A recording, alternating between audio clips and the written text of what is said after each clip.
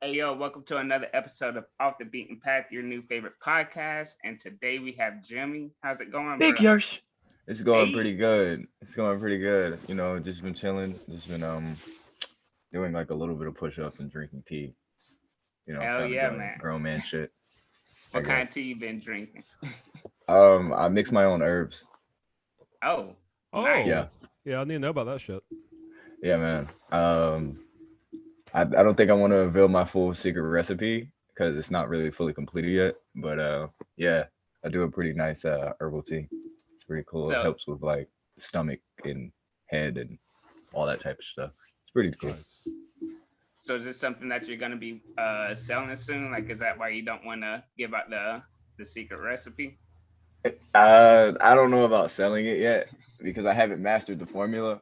But eventually, like, I mean, I guess you could see like Jimmy T's or whatever. You know what I mean? Some like That would little be tea bags with tigers on it or some shit. We'll see. hell yeah, that would be hard as fuck. And Oh yeah. yeah, man. Let's kind of start, from the beginning. Like, where, like, what was it like growing up in Zone Six, East Side Atlanta? I mean, for me, it was without talking about too much. I guess for me, it was a learning experience and also just like a way to live. At the time, it was a way of life. So like for the most part, being an alternative youth in East Atlanta is kind of like a struggle because you have to extend yourself to certain social mechanisms in order to thrive. And sometimes like because I wasn't in like the best situations or whatever, but like I had to make what I could of it. So like it's one of those things where you don't really know what circumstances you're going to put yourself in at the time, but like you had to adjust. Like my whole life has been like adaptability in some sense, but over time I've learned like it's more or less of like positivity and then like manifestation and things like that because like that negative energy follows you and like I do have a large karmic field.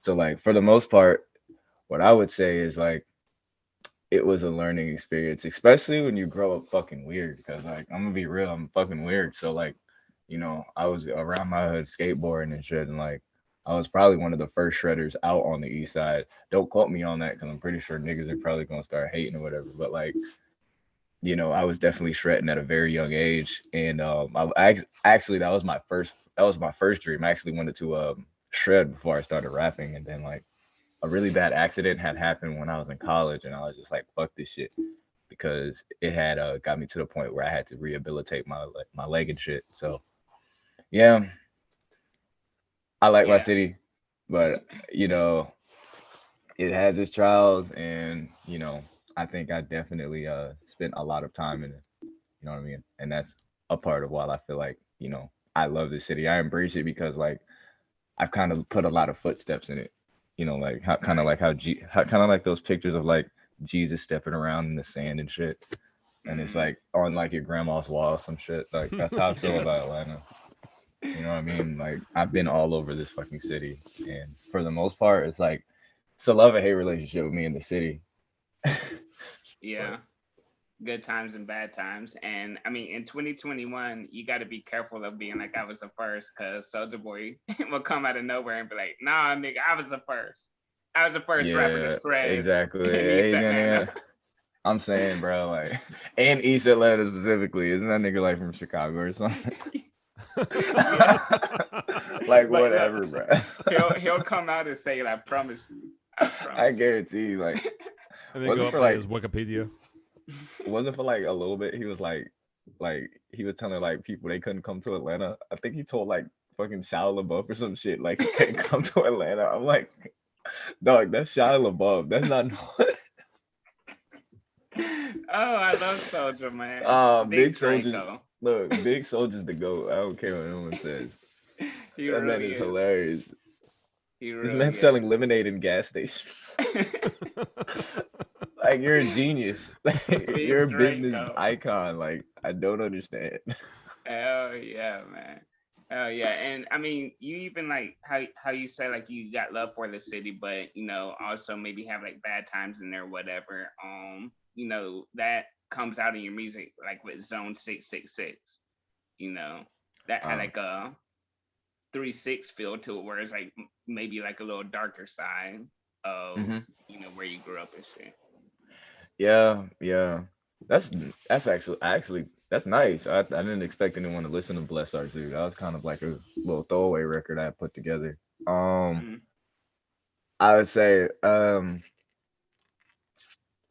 yeah, I tend to focus on the introspective a lot. You know what I mean? So like as far as that track was concerned, a lot of that was just me reliving memories, whether good or bad, you know what I mean? Like and talk about them, you know what I'm saying? Cuz like there's a point where like the music can become reality, and I say that in the sense where like it either was or is, you know what I mean? For me at least, you know, some people, you know, fabrications is cool or like over exaggeration is cool, but I tend to focus on like the rawness of it all, you know what I mean? So like I don't really keep my music too like vague or anything like that. I definitely like to speak on things that I know. So Zone 666 is definitely one of those songs like, you know, funny, I don't know if y'all study numerology or anything like that, but I was born in zone 6, but like my life path number is 6, and it's the same life path number as Michael Jackson. And so Mm. like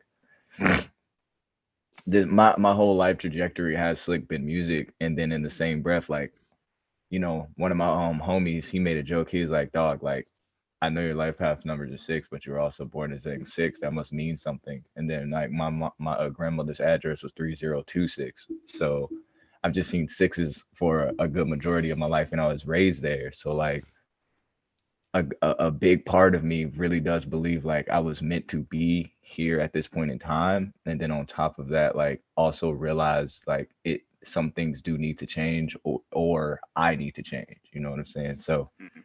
you know, I do say that like, you know, my city was kind of like my personal hell because I did have to learn certain things from it. You know what I mean? And also I had to grow out of it, you know, because like there's even homies in my city now, like they don't really leave it. You know what I mean? And I don't mean leave it in the sense like, oh, just move out. They don't leave the mentality of it. And I think it's a mentality that affects like a lot of us still to this day. We think we have to still adjust ourselves to these social mechanisms or these hierarchies that we think exist in our hood and shit like that. So like I would say that song definitely kind of like telling like, you know, this is my hometown, but this shit was my personal hell. You know what I mean? So Right. Right. Most definitely. Yeah, I keep And hearing. I was gonna say I keep hearing spiritual themes come up. You talked about your karmic field earlier. Now mhm. numerology. You've mentioned Jesus. How does spirituality tie into your music? Spirituality ties really fucking huge into my music actually. Like I do talk about the esoteric a lot. I do study a little bit of the esoteric myself. I burn sage, set up altars, things of that nature. So, and a lot of my life has been involved around holistic practices for the sake of like me studying these things or having like certain spiritual events that like I couldn't fucking explain. You know what I mean? And like that's one of those things for me. Like, you know, my father, he was like, you know, in that sphere of like holistic sciences and things like that.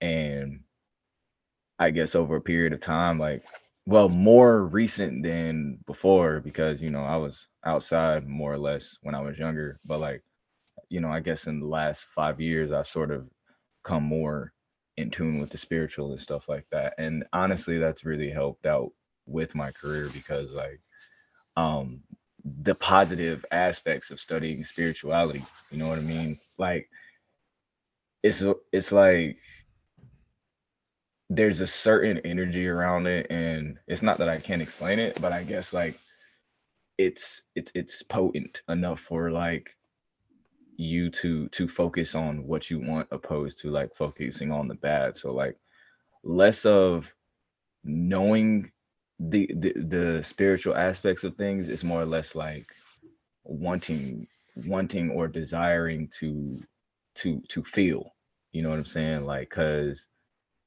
for me, I do think my spirituality came naturally, but at the same time I didn't really find it out truly until I started doing my music, you know what I mean? Like mm, so music has helped me a bunch. you know, that really unlocked spirituality for me. It got me into meditation. It got me into meeting a lot of my mentors. And when I was out west, that was definitely my breakthrough into spirituality. I was staying in Seattle for a little bit, and I was training with my father. He was teaching me about like fasting and like essential oils and certain ways to eat for a certain period of time if you want to fix certain things. And like half of that shit was real. And someone from where I'm from, needs shit like that because like they're not teaching young black men shit like that. So like that the fact that that shit has helped me so prevalently has been a recurring theme in my music. You know what I mean? Because so like I don't say a lot of like spiritual things or like make a lot of spiritual references just because it's cool. You know what I mean? Like I feel like a lot of these things have been definitely cultivated over the course of time with me doing my music. Because definitely as time progressed, I have become a lot more spiritual than I would say in the past 5 years, most definitely. And man, that's something Bobby and I have talked about because, like, we're from the suburbs, so we didn't have the same upbringing that you had.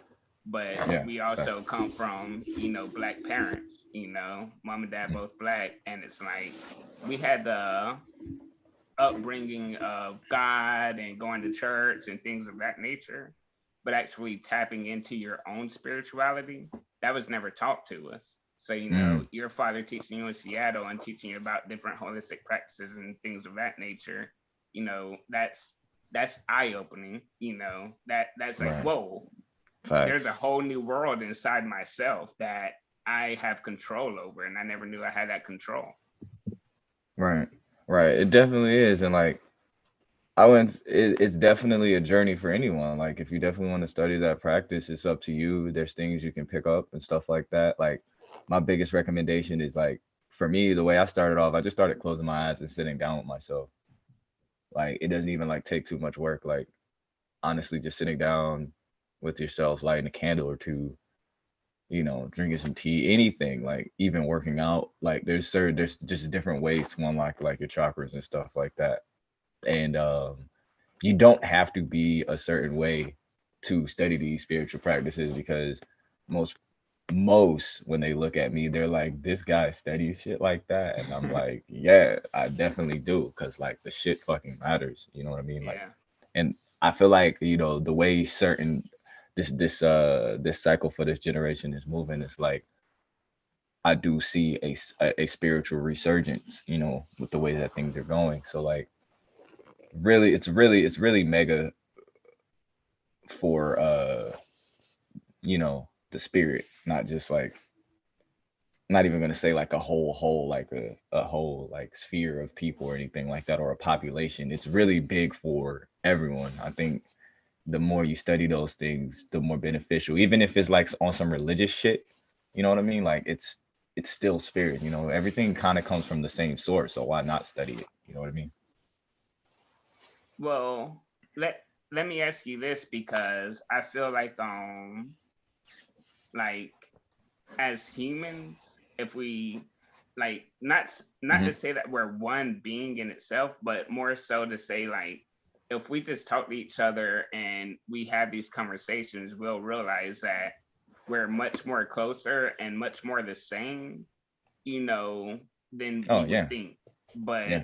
I feel like the social media sphere is disconnecting us even more. Like it's making us feel like we are much different because I'm fighting for one thing, you're fighting for another thing. I don't believe in what you're going for. So do you kind of feel like it's actually we have more things to study and have more resources, but at the same time, it's so much easier to feed into the bullshit. Yeah. I think the algorithm definitely fucked a lot of niggas up. Big time. Big Like, time. Yeah, to say the least. cause like, I mean, when social media platforms were coming out, that shit was breakthrough.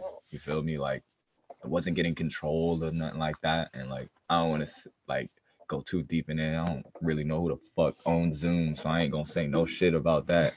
But like, there's a there's like control of the social media platforms. Like clearly, like Web 2 big is like time.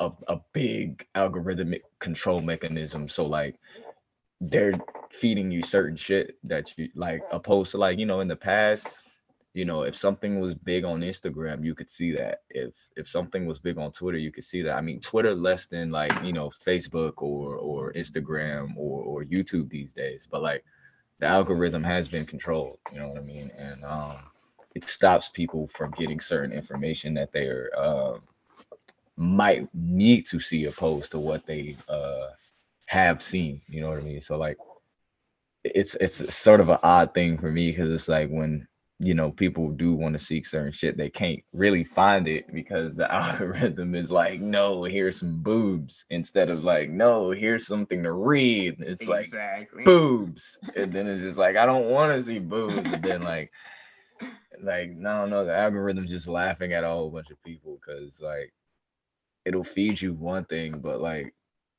I also don't think there's many influencers that are necessarily studying certain things that are important. And that goes without saying. I'm not really gonna, bash anybody, but like if there was more of a reinforcement for it, it would be a something for people to admire or study. You know what I mean? Like because it's everything is shifting in a certain way, like even Web 2 specifically, like the way the algorithms are moving, artists are getting tired of that shit. So you got motherfuckers like making NFTs, you know what I mean? Because like the way the algorithm has been work, it's not working in the favor of the streaming platform. It's not working in the favor of the artist. It's working in the favor of the streaming platform or the labels. And we're in an era where like it's anybody's game. You know what I'm saying? It's anybody's gambit. The cards are being thrown. You know what I mean? So like I'm just trying to like make myself available for those opportunities. You know what I'm saying? And I think the energy is there. I've definitely been putting my cards out there and doing my best. You know what I mean? And I feel like you're doing it the right way because people people gravitate towards two things: authenticity and the bullshit. Mm, But if anyone feels like, you know, you're you're preaching some good shit but it doesn't sound authentic, then they're not gonna gravitate towards it. So you got like someone like Chance the Rapper that comes out with an album speaking all this positivity, and people are like, this is bullshit. We want acid rap. We want cocoa butter kisses. We want, cigarette holes in my hoodie. That's what we want. We don't want this bullshit. But you do it in a really good way because, like, my favorite song of yours is Confessions of a Drug Dealer. Like, hmm. bruh, that song is so good because, Hey, like, just speak on that song. Like, allegedly. Okay, so like, no, no, this is, yeah, this is yeah, allegedly. No, allegedly you're good. past. Yeah, I just this gotta is throw it speaking out of there someone. that quick. It's speaking of someone else's story. You're telling the story through the lens of I'm someone else. I'm speaking on somebody. I'm speaking to Yes, Jim. We're speaking to Jim, not Jimmy. yes. And so like fucking yeah, Confessions of a Drug Dealer. I guess for lack of opaqueness in the topic, selling is kind of one of those things like when you're on the streets, you kind of have to do in order to like, get your foot out there, you know what I'm saying? Especially if you're like, more unfortunate than others. And I would say like circumstances I decided to put myself in, it was like, nah, I didn't really want to do what everyone else wanted to do. You know what I'm saying? And even though I was different than most people, I still was like, I'm gonna take the other way, you know what I mean? Because the other way was quicker, and I got more results from that, and there were certain levels to it, you know what I'm saying? Every motherfuckers, starts off with weed or something like that, you know what I mean? And then but like, I kind of went into like the more festival chemicals, and then like over time went from the festival chemicals like Molly and shit like that to like, opiates and tar, you know what I mean? Mm, And tar is, right. just Yeah. so like you know, during that time period, I've met all sorts of people, white, brown, rainbow, motherfucking unicorn, and like that kind of showed me like, you know, the world's a big place, but it's also it's harsh, you know what I mean? Like you don't, and in that song, it's like I think it really just shows my empathy because regardless of whether or not I was getting a bag or regardless of whether or not I wasn't, it's like these are still human beings. You know what I mean? Like, and And that's someone's kid, you know, that's yeah, someone's auntie. Like, that's someone's kid, that's someone's fucking husband, you know, that's someone's brother. And regardless of if this shit's feeding me, it's not feeding them. You know what I mean? They think it's feeding them, but it's only eating at them slowly. And that song in particular kind of had me in a headspace where I did have like a certain dream, you know. Sometimes I have dreams that sort of like unlock certain songs for me, and that was kind of one of the songs for me where I had like a really like pivotal dream that really, exposed me to talk about these things allegedly. So about Jim. uh yeah, it's about Jim. So even in the first verse, I was talking to someone that I had a encounter with that Jim had an encounter with. So uh even when I was writing it, I sort of like didn't necessarily write a good portion of it because I really wanted to feel what I was Mm, saying, opposed mm, to just like scripting it out. And both of the verses on that song was me um venting my frustrations about the situations that I had to put myself in at the end of the day. Cause like I didn't have to, but I made the however you want to look at it, whether you just consider it honorable or dishonorable, I made the choice to make those decisions. And that song, like the namesake of the project it carries, is probably, a song that ironically, the irony of it is a apologetic song. You know what I'm saying? yeah. It's a confession booth of my own, you know what I'm saying, of my own entity. And in the same breath, it's also very unapologetic because like what I can't walk up to the people who are affected by that situation and be like, yeah, hey, I definitely did that, but like good Right. thing I rap, you know what I'm saying, allegedly. Mm. So like Nah, it's it's all nah. That's I feel the same way because I had a best friend that overdosed. When I was young, and it's like mm, I can't go to his parents and be like, "Hey, sorry about your son. I'm still here." Like yeah. I definitely feel what you're saying in that, Mm, and I just appreciate it because you have right. so many rappers that they'll talk about killing, they'll talk about drug dealing, they'll talk about fucking bitches, but they won't talk about how they feel afterwards. They won't talk about PTSD after killing someone. They won't talk about going through withdrawals after taking all these drugs. They Mm-hmm. won't talk about, maybe even feeling lonely after fucking all these bitches, but not having anyone to sleep with at night, you know? Like they don't talk about the repercussions that come with these things. But you talk about with Jim's story, you talk about like, hey, Jim's sorry. I promise you he's sorry. Like Yeah. so that's appreciative. Yeah, because when I think about certain records or when I'm writing them, I don't I don't like to flex.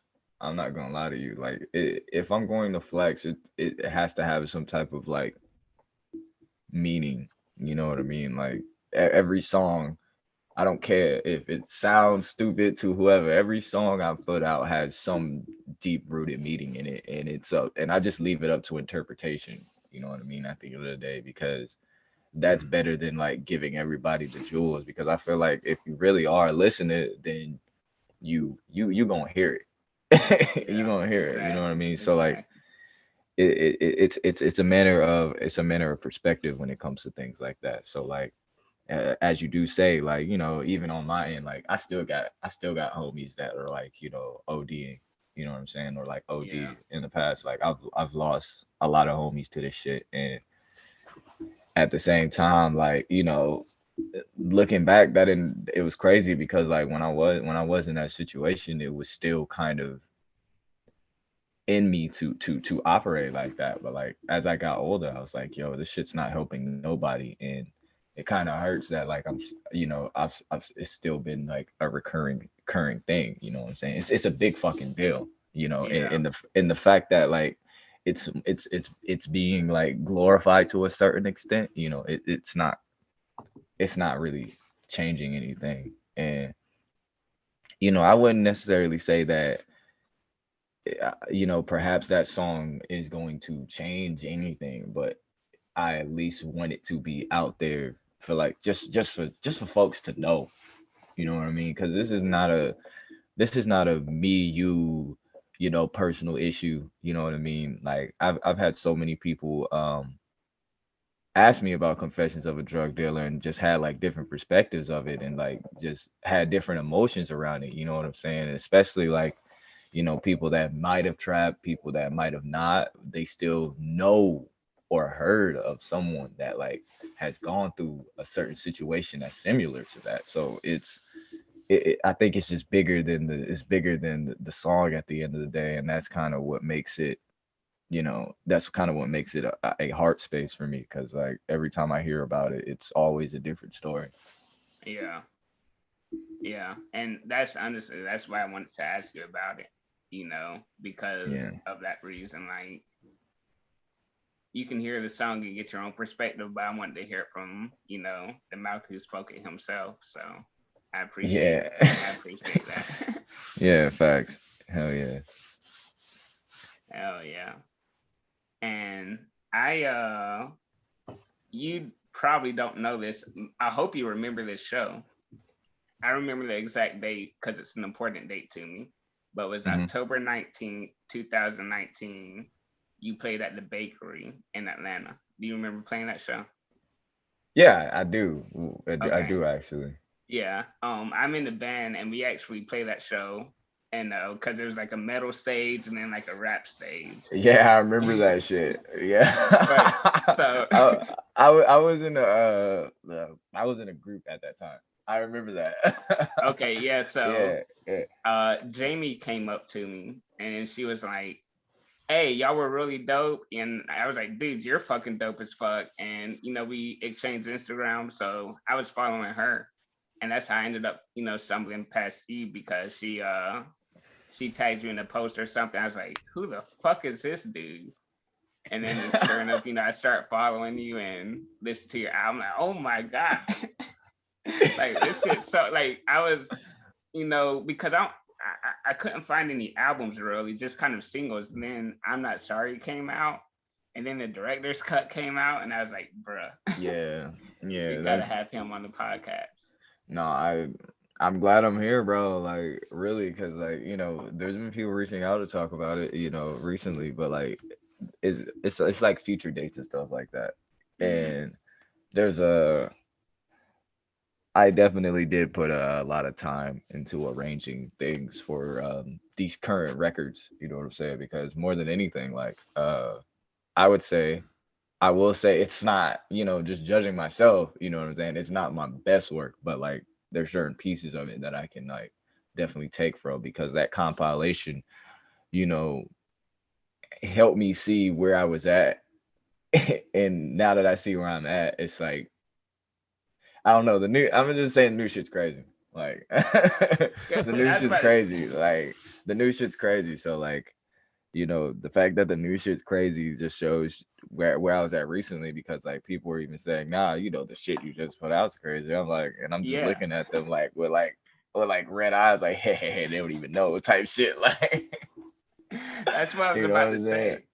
I was about to say, I'm Not Sorry it's not your best work because that shit's hard, bro. Like it's such a good fucking album, man. Let me ask you, where did the periods come from? So like Jimmy period, the different periods you use in song titles.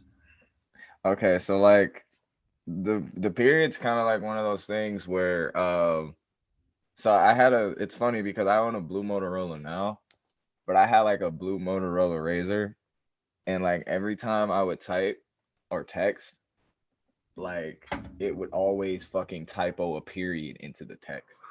So like it's like one of those personal things for me. Like every time I would fucking type on this fucking phone, like a period would pop up and I would be fucking frustrated. But like, all my old homies, like RIP my nigga Yami, like when I would text my homie, he'll be like, bro, why the fuck do you use me so many periods? I'm like, bro, I'm not like, and then it'll be like a dot in front of the sentence. It'll be a whole ass dot in front of the sentence. And he'll be like, why did you text that? I'm like, I didn't text that. My phone's just doing that. Like, so like, it's just one of those things that I remember from that phone. Like Man, that phone was always putting extra periods in a phrase. And I did not do that shit. So like, you know, I thought about it and like I was looking at some old screenshots that like a homeboy of me posted of a conversation, and I was like, damn, I really texted like I texted like Playboy Cardi for a minute, like, and like just gibberish. just a whole bunch of like asterisk and stars and periods and shit, and like it wasn't because of me. Like still to this day, I will defend myself, and I know my homie is watching, nigga. I swear to God, half of those periods were not my fault. So like I did make it my aesthetic, you know what I mean? Because like, that's kind of that was all having that phone was probably one of the most moments that got me here. Having That that is perfect. I've made so many calls on that razor. I wish I still had it, but it's broken. That's But like perfect. it's definitely it's definitely one of those memorable things that I kept into my memory bank and was like, I should probably still do this. That's the best answer you could have given. Right. Like that is perfect. I I love that. I'm like the thing is like I was like I wonder if somebody is going to ask about that shit cuz like I don't really it's not that I don't know how to explain it. It's just like wow, I really do know how to explain it. And that's the funny part about it cuz they're going Right. to like it's it's not as deep as motherfuckers would think it No, is. It's that's just like, perfect. yo, like Yeah. this is what it is. It's Yeah, I love perfect. inside jokes and the shit like that. And you're like, Yeah. what is that? That means something to somebody. Yeah, and that's why also like, the way I used to text, I don't really like using capital letters. I will if I have to make a point. So like, the fact that my name is spelled like lowercase Jimmy period, it's kind of like, you know, this is it. You know what I mean? That's kind of Okay. been my aesthetic. Well, let me ask you about that because at first, what I was thinking is the capitalized songs are more of the songs with like the distorted bass and screaming, and then the Mm. lowercase songs are more of an introspective and rapping. But I was completely wrong. I'm like, no, this is all caps, but he's like doing some poetic shit. Like, so Right. why are some all caps and some are all lowercase? Why is that? Hmm. Do you have an answer? I have an answer, but I don't. Okay, so like for me, I do think like capitalization in lowercase is kind of like one of it looks nice to me, yeah, cosmetically and stuff like that. It's definitely a part of my aesthetic as a whole, but uh I think some songs are lowercase, um like you hear the more introspective songs, and then sometimes you'll hear a song, that's capitalized that's introspective or lyrical, Right. but more or less is I don't think it depends on the song. I just think it just depends on my mood in which I wrote the song. I mean, I guess that's the best way to explain it because, like, for example, "Hey, what's up?" That's like one of my more like hype songs, Super hard, and yeah. yeah, but like But it's it's lowercase. lowercase. But the thing is, like, when me and Kompeki made "Hey, what's up," shout out Kompeki. When me and Kompeki made "Hey, what's up," like I wasn't angry. So Right. I guess like like subconsciously my head was like just lowercase it. Like because you weren't angry, you were just like I just wanted to make some like hype ass shit. So like I guess capitalization and song title like whether or not I'm gonna lowercase or capitalize it definitely depends on the mood. You know what I mean? Mm. Right.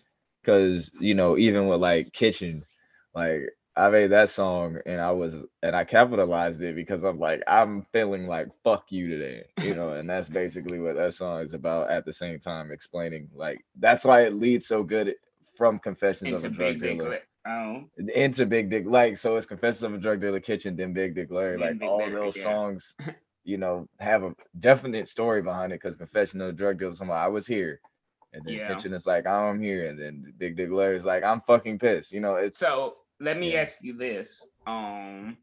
So it goes from Confessions to Kitchen to Big Dick Larry. Mhm. So with I want to know where you get your beats from because with Kitchen it uses the same hi hats in Big Dick Larry uses the same hi hats as in Mhm. Kitchen.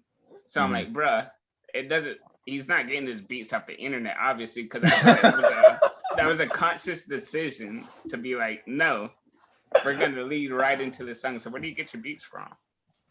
I get my beats from a multitude of producers. One of my producers, Black Lord, he made a good portion of the beats on that record. He made 10 Crate Grave, Zombies, etc. I produced some of the beats. Hell yeah. So okay, um, let me ask this real quick. Who produced Kitchen and Big Dick Larry? Was that it had to have been the same producer? yeah, it was the same producer. It Okay. was the same producer. I had my hand in production with that, but my boy Wesley really so what had happened was we did find some production, and then my boy, he was basically like, no bro, the original composition for this production is garbage. I'm gonna fix this. So he took the original composition from the producers that I bought it from on BeatStars, Mm. and he said, and he just remade a whole different fucking beat out of both of them. And he made both of those beats at the same time because I told him, hey, I kind of want to know melody beat, and I kind of don't. And so he made Kitchen first because I was in the headspace of like, okay, I want to rap, but I also want to make a banger. And then then in the same breath he made Big Dick Larry because he was like, all right, I already know you want to rap on some shit like this, so I'm gonna send you both of these beats at the same time.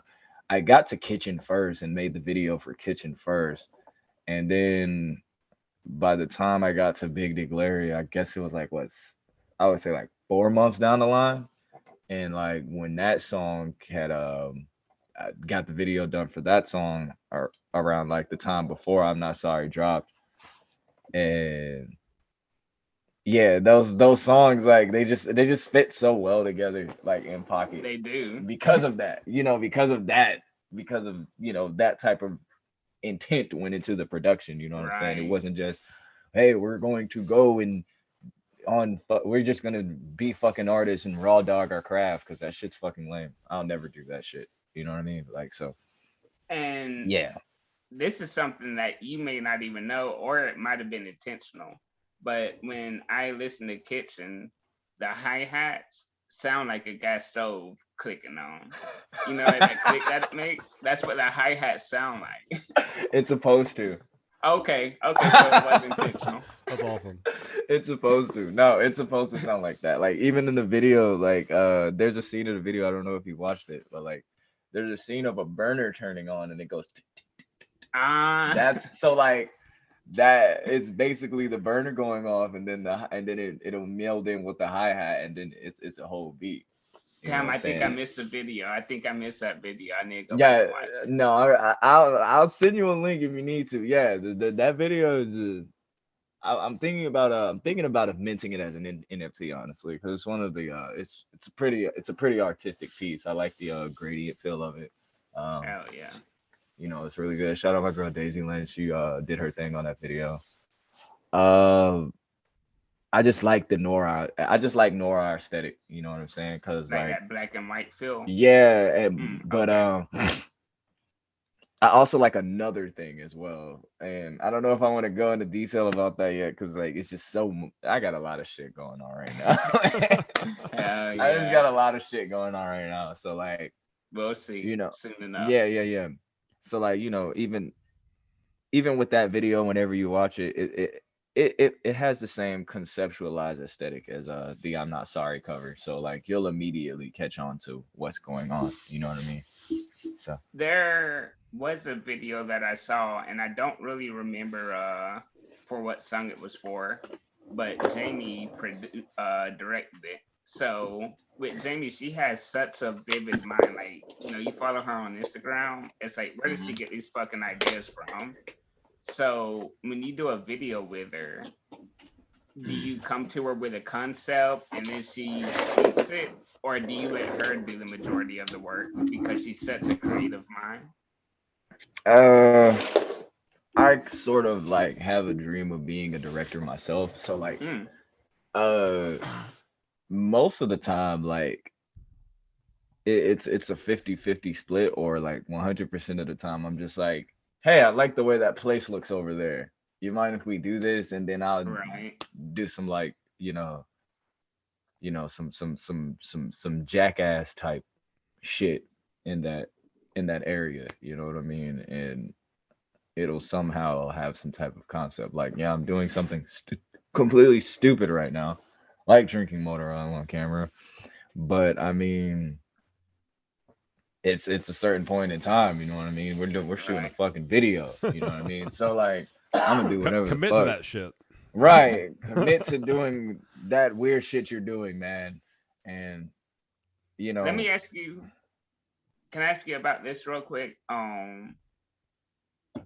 Where you grew up at, but you said it was even hard making it as a weird person or a weird dude or whatever.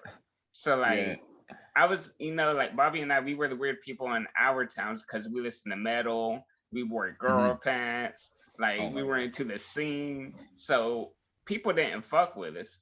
So like, facts. but we came from the suburbs, so we had our little clique. Like, you had a goth clique at school and shit.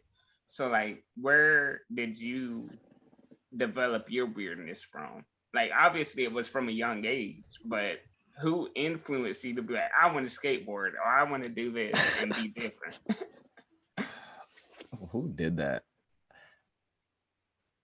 I would say it was my best friend, God rest his soul. But like, I sort of met my best friend around the time that like I was discovering those different things that made me the person I was today. But the person I would say definitely introduced me to things like punk music, metal, uh Death Grips was my cousin Tyree. He passed away when he was like 19. So he was one of the people that definitely got me into like, understanding like the alternative and stuff like that. Like, cuz when he was 10 years old, or like when he was young, he was showing me shit like Tool and Papa Roach and 9 Inch Nails and Smashing Pumpkins. So like, Mm-hmm. around that time, like I was listening to this music at my cousin's house and um thoroughly enjoying it. So Right. and he was one of the first person I have ever seen like, skate for real as well. You know what I mean? I think I definitely got into the habit of skating when I did myself, but he was one of the first people I had seen skating, so my cousin Tyree was definitely he was an influence of mine. I would say that much. You know what I mean? And God rest his soul too. You know what I mean? Yeah. Uh, and a lot of people, when they talk about like being weird or the alternative, they don't know like maybe that's just a different way that somebody grew up. It's not necessarily a weird thing or anything like that. It's just Exactly. someone likes something different than you like it, nigga, and you're just gonna have to bite the bullet on that shit. You know what I mean? Exactly. Yeah. Because I mean, like I said, like we were wearing girl jeans and shit, and fucking because they didn't make skinny jeans back then. Oh And we yeah, were fucking yeah. wearing tight shirts and shit. And like, bruh, when I tell you black people made fun of me so much, like, hey man, how's your balls fitting those? Like, just making fun of me. And I'd have to always stick up for myself in high school and shit. But it's like now, fucking 10 years later, 15 years later, you look back on it and it's like, bruh, all of y'all look like we look You like, got you got niggas out here with goddamn beer belly guts wearing a fucking expensive ass belt with tight ass jeans with a fucking beer belly gut hanging over their fucking expensive ass belt. I'm like, bro, I can't even see your yeah. belt at the end of the day. Why the fuck are you wearing this shit? Hell, Like, so they like, got I don't know. Niggas is wearing skinnies, but they're wearing them. They're not. It's not fashion. No, You it's feel me? not Like fashion it's at just all. like y'all niggas are wearing them. Like definitely. Like y'all definitely have skinny jeans on, but like Yeah, they're wrong. You bought them. there's a certain nigga that you know that exactly what I said in this podcast today that looks exactly like I said with the white styrofoam cup somewhere. And I don't care. It's a syrup belly, man. That's And what I it don't is. care. I know it is. I've Oh, sipped that's lean before. I'm hilarious. just saying. like, bro, I understand. But we at least know one of them niggas. Bless One his of my heart. homies is one of them niggas. You feel No, me? bless So his like, heart. Oh, that's bless Bless his his hilarious. heart. heart. You feel me? But like Hell yeah. that all goes to say like it. Honestly, I can't be mad at shit like that. Like because like yeah, you know, people are judgmental and people sometimes, for lack of a better word, are very impressionable and don't really know what they like until it's popular. I Yep. don't get mad at shit like that. Well, nah, I ain't even gonna say I love anime because like I kind of hate anime now. But I will say there was a certain point in time where like I really did thoroughly enjoy anime, and you know now anime is pretty popular. You know what I'm saying? Like that doesn't make me mad. That just makes me like, all right, cool, that's cute. You Right. know what I mean? Yeah. Like, but I ain't gonna go out of my way, you know, to bash anybody for that. And I think I see a lot of that in the alts community or like, you know, nerd community or the different communities, like even my peers are a part of. There's a lot of like hazing just because somebody likes something a little bit late. You know what I mean? And Yep. I don't Oh, it think bugs me. Oh, it yeah, fucking bugs me. I don't really like that because you know certain people have certain breakthroughs at certain point in time. And just because someone didn't get interested in something as as soon as you did doesn't necessarily mean you need to gatekeep it. You know what I'm saying? That sort of makes the person look at that whole community fucking weird, and then Bruh.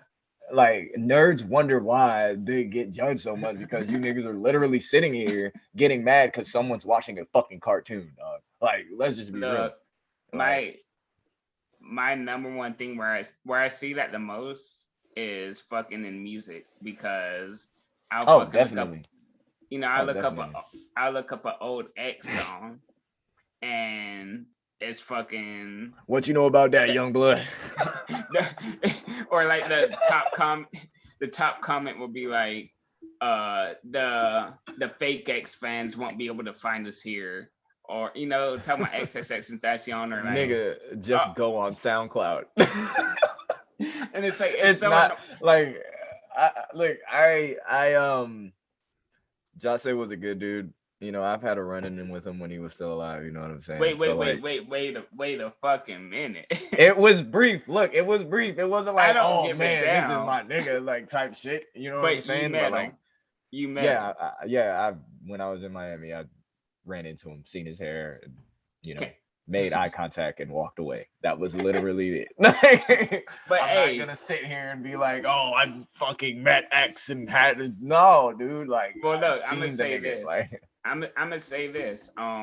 If I could see X live, that's one of the people of this new generation that I would actually like to see. So the fact oh that you yeah, actually got to see him in person, that's cool as fucking itself. But keep I on. respect what he did for the I respect what he did for the underground scene in that state specifically. I definitely respect what he did. So you know that, and like you know we at one point we were closely connected because we all knew the same people. Like I knew a couple of trap metal artists out there. I knew some folks from Raider Clan as well. I had a Oh few shit. conversations. I had a few run-ins with Xavier Wolf and things of that Oh nature. shit. I'm a big Bones fan and Night Lavelle fan. So like a lot of people from that pocket, um I would say definitely I've I've been in that circle, you know, that Schema Posse circle before they were small and shit like that. Like that's Right. sort of why the music you hear sounds the way it does, you know, from Right. me, because like that's kind of the sphere that I've been around, you know, since 2016. Honestly, You know what I I'm gonna mean? say I hate comparing people because I feel like I don't. If you're an artist, you don't want to be the Hmm. next blah blah blah. You want to be the first of your Yeah, for own. sure. Yeah, for sure. But if I were to compare, I would say you are like You were like Kendrick Lamar. If Kendrick Lamar were to have grown up in Atlanta until he was 10 years old and then moved to Florida, that would be you. That's fucking crazy because Kendrick Lamar is probably one of my favorite artists of all time. I'm telling you, but it sounds like Kendrick if he grew up in Atlanta. you I, know. I'll take that. I'll take that. Like I don't. The thing is, like I don't get mad at comparisons unless they're stupid. I'm not gonna lie. Like I've been compared to some stupid shit. Like I was playing. I believe Jamie. Not Jamie. It was somebody else. They were playing Big Dick Larry for A&R or whatever, and I remember them coming back into the studio, and they were like, "Yeah, somebody said you sound like Lil Pump," and I was like, "Lil Pump? Where do you hear Lil Pump?" Like I don't like I I'm not trying to be disrespectful. You But know what I'm no, saying? Like, but Yeah, if you just don't sound like the same, you don't fucking sound the same. yeah, I don't think you hear a slight even pinch of fucking Lil Pump in my shit. You know what I mean? So like that I do get those type of comparisons, but like I'm never really upset at them either because it's just like if that's your opinion, that's your opinion. You're wrong, but that's still your very. opinion. Like Yeah. you know what I'm saying? So like yeah, I don't the comparison things I know that just what comes with the territory. You know what I mean? So like I never really focus on being compared or anything like that. But in the wide scheme of things, yeah, definitely 2016. That's when like, kind of everything. I put out my first song. I took it down from streaming platforms because I honestly want to like resurface and revisit the marketing plan for most of those songs. But Right. a lot of my old work is being redone, kinda, but it's a lot of new shit too. So like that's something I've been looking forward to. Um, And that's one thing I kind of wanted to ask you about too, if you want to speak about it, mhm, is that Nate's known of you for a while. right. I've known of you since we got you scheduled for the podcast. So Yep. when I went to your Instagram to like find out who you were, all your shit was archived. I was like, who the fuck is Jimmy? Which is cool because I get to ask you about things that I don't know about at Mhm, all. So I get to be super curious. right. At the same time, I'm very curious about why you archived your shit and what's coming up from that. Uh, mostly I've archived my shit because like there were certain periods of time when I was in certain cliques and or even label. You know what I'm saying? Where I didn't really have much control over what I was doing artistically. But you live and you learn, trial and error. Uh, I've come into a point where I know what I want to do with the things that I have, you know what I'm saying? And they say if you make timeless music, you don't put a date on when to put that shit out. So like Mm. my main focus now has been to how do I make this the perfect image of what my world looks like, you know what I mean? Like I don't want to just go out of my way to put something out and regardless of three people hear it, three people are going to hear it in the way that I envision it being heard. You feel me? So, Right. Yeah. Right. yeah. So That's my you whole. you would rather put out great music when you want to and have complete control over it than to make music and have to shelve it or have to wait on the label to say no, let's do it on this date. So that makes perfect sense. When did you meet the people in like Mind Vomit? Oh, yeah. That's crazy. Honestly, okay, so like if I'm gonna go down the roster itself, I guess I'm gonna go with like, the key members. Like so I met Jamie in Way. I met them to at an event that I open mic'd with an old friend of mine. And we had did I think I did one of my old songs and I did a song with him. And I remember Jamie's face when she saw my performance. She was like, "Yo, this nigga hard." Right. You know what I'm saying? So like, I vividly remember that, but like I remember having really terrible breathing control at the time because I had Mm. I remember I was on drugs heavy during that time, and like I just had really bad BB control and would move around too much and didn't really understand the stage for real. But at the end of the night, Jamie was still like, talking with Wave, and then Wave came to me at the end of the night and was like, "Hey, don't tell anyone, but like we're gonna give you the headliner for the next show." Hell And yeah. so like for their next show, I was the when I was in a group, we were headlining that show, and come to over the course of time, even when the group fell apart, I noticed that Jamie and Wave sort of just gravitated to my energy opposed to whatever my group was doing. I don't really even know what the fuck they're doing now, honestly. So like, like Jamie saw the potential and she was like, how's it feel? We work together, and I was like, yeah, I'm not doing shit, but my own art. You know what I mean? So like, All right. that's a bet. And then Siraj Young, I don't know if you heard his music yet, but that's been my friend for years.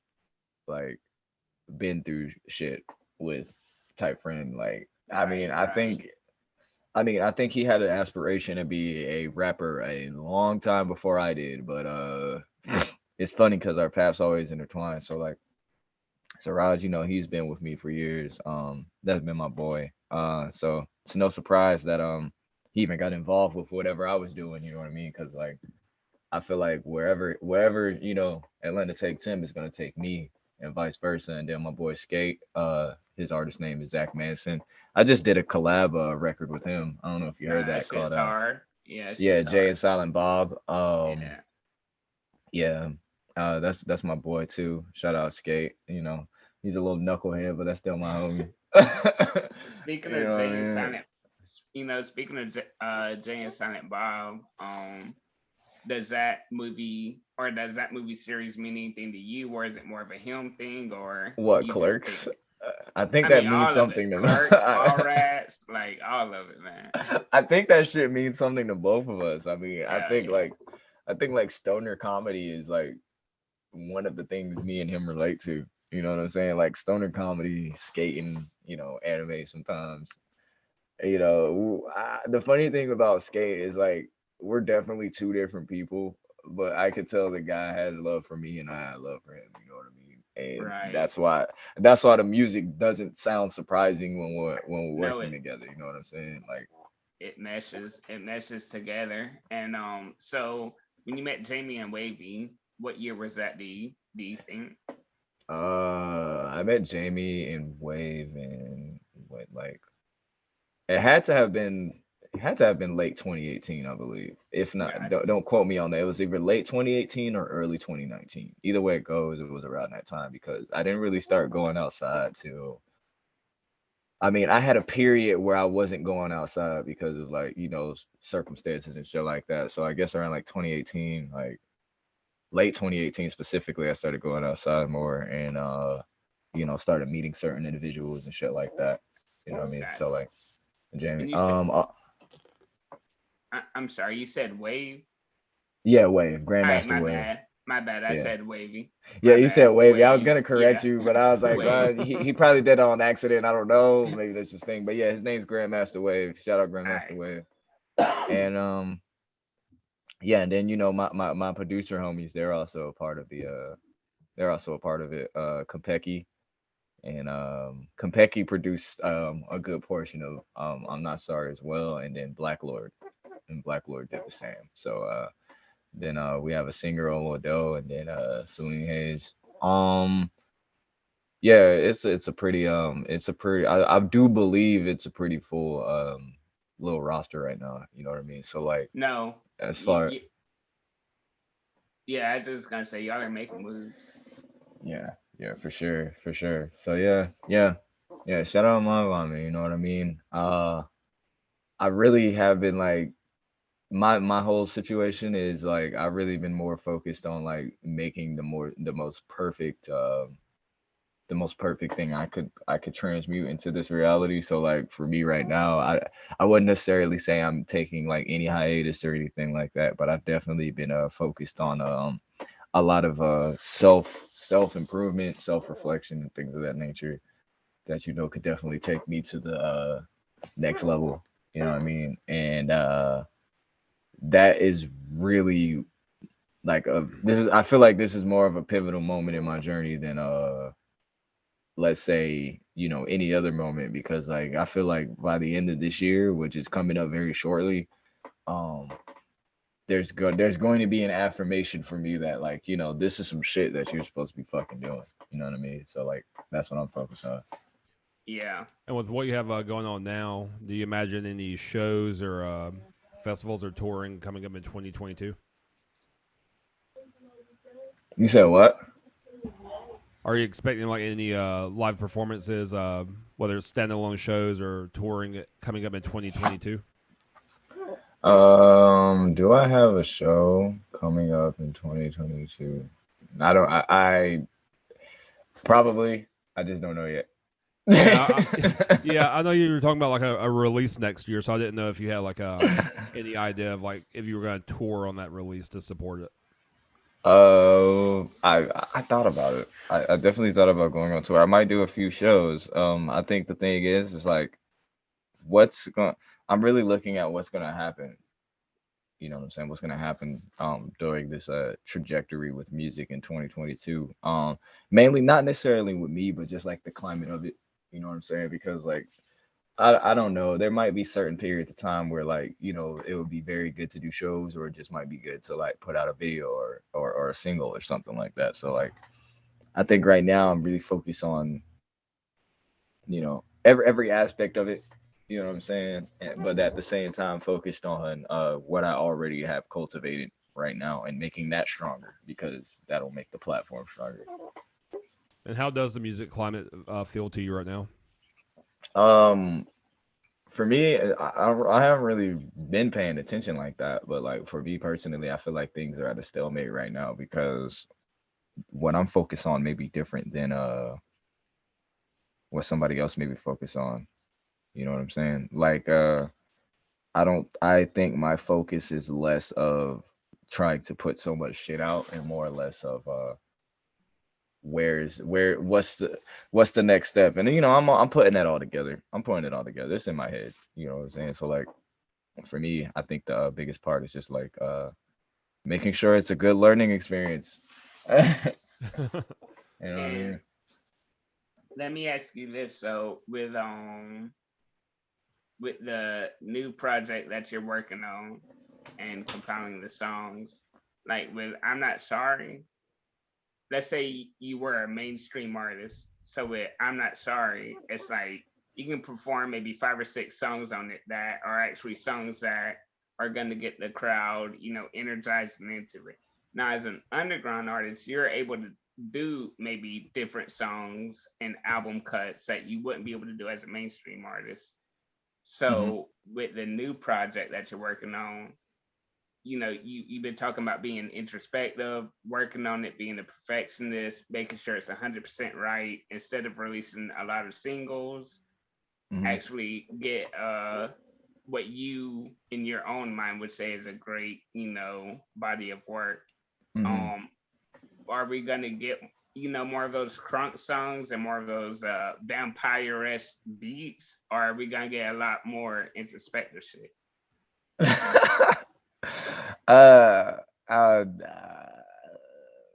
I got some shit, man. Like, I like that Yer, answer. yeah, like, look, Yersh. That's all I'm gonna say. Like, Yours.